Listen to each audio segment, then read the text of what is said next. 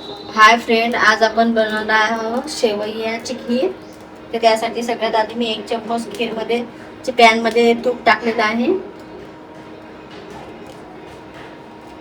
आता मी याच्यामध्ये 6-7 काजू, 6-7 बदाम आणि थोडेसे मनुके घेतलेले आहे. आपण आता मनुके तुपामध्ये मस्त रोस्ट करून घेऊया, फ्राय करून घेऊया याला मस्त गोल्डन ब्राऊन.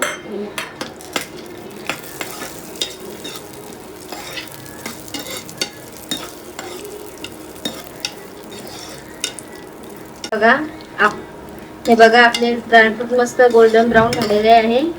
मस्त आता खमंग वास पण सुटलेला आहे. मी आता एका प्लेटीमध्ये काढून घेते ते.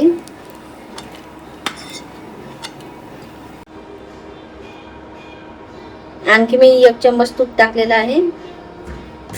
आता याच्यामध्ये आपण या शेवया पण रोस्टेड करून घेऊया, तुपामध्ये भाजून घेऊया ते आपण.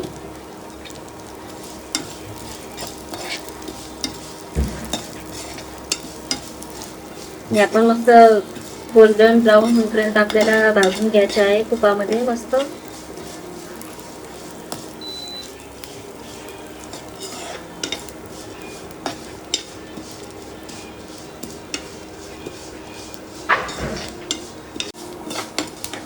बघा, आपल्या शेवया मस्त गोल्डन ब्राऊन झालेले आहे.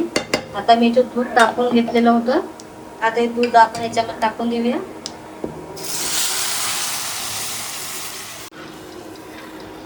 हे बघा, दूध मी मस्त टाकून दिलेलं आहे. याच्यामध्ये अर्धा लिटर दूध घेतलं होतं मी.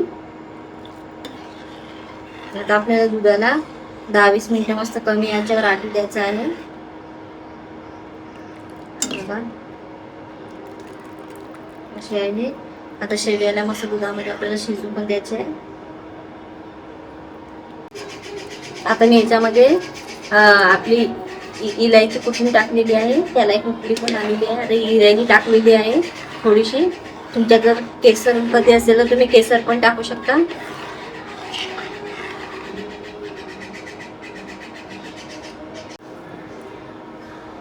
हे बघा, आपली खीर रेडी झालेली आहे. दूध पण मस्त आटलेलं आहे आणि त्याच्यामध्ये शेवया टाकल्या होत्या त्या पण मस्त झालेल्या आहे. आता आपण रोस्टेड केलेले ड्रायफ्रूट टाकून देऊया.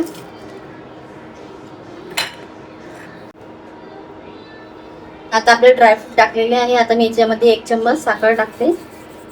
तुम्हाला गोड तुमच्या आवडीनं ठेवायचं आहे. तुम्हाला जर जास्त गोड पाहिजे असेल तर तुम्ही जास्त साखर टाकू शकता.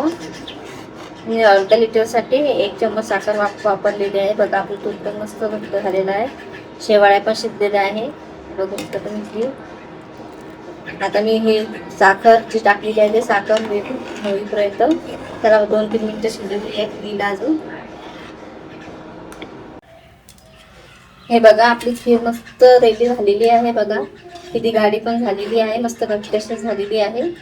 आता मी सर्व करून दाखवून तुम्हाला प्लेटीमध्ये.